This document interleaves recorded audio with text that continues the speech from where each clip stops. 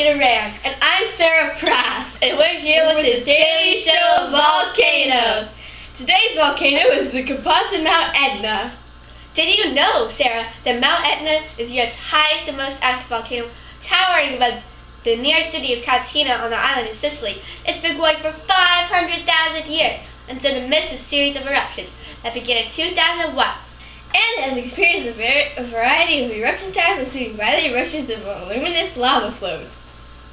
Did you know that more than 25% of Sicily's population lives on Etna slopes, and is the main source of income from the island, both from architecture due to rich volcano soil and tourism?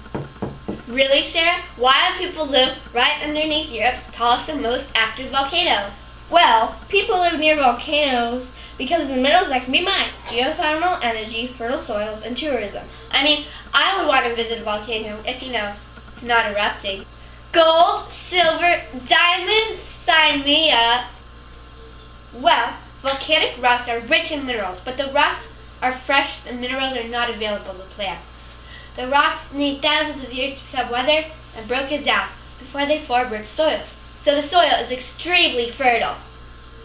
Volcanoes attract millions of visitors for different reasons.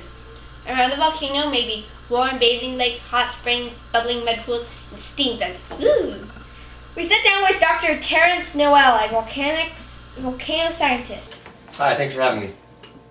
What do you study, Dr. Noel? Well, I revise volcano eruption patterns. Can you clarify Mount Etna's? Oh, sure.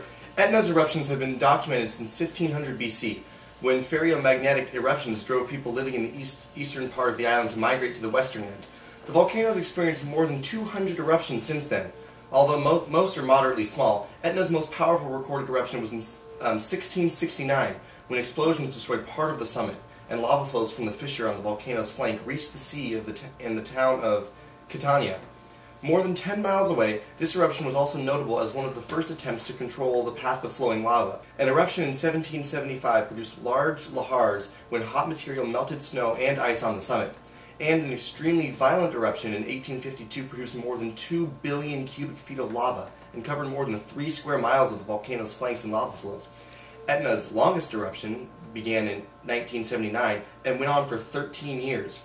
Its latest eruption began in February 2012 and is still ongoing. Thank you, Professor Terrence Noel. Now, wasn't that fascinating? Jackie, I have a question. Well, say if there was a volcano, what would you do? I know some things, but first, let's ask a local. My name is Sofia Vargas, I'm 37, and I've been living in Sicily my whole life. So what would you do if there is an eruption? Well, what are some tips of surviving an eruption? Some tips are leave immediately when you're told to, listen to your radio or your TV for advice and information, plan where you will go if you have to evacuate and how your family will meet. I think the best answer with today's technology is to leave when the evacuation notice comes in. Let's meet another pro! Hello, I'm Nicholas Johnson, Park Ranger. Hello, Ranger Johnson. Tell us what to do if I was a tourist. Well, if you would be visiting a volcano, knowledge is your most important protection. Bring plenty of water in case you become unexpectedly trapped by a lava flow, and don't overexert yourself. You'll be able to react more quickly and run for your life if necessary, if you're not fatigued. Listen for radio and TV advisories when an eruption occurs, and most importantly, when a volcano erupts, immediately tune in to determine if you are in immediate danger. These advisories will be your eyes to see the larger picture and help you assess the situation and make the right decisions. Get to high ground. Lava flows, lahars, mud flows, and flooding are common in a major eruption. All of these can be deadly. Thank you, Ranger Johnson. Thank you.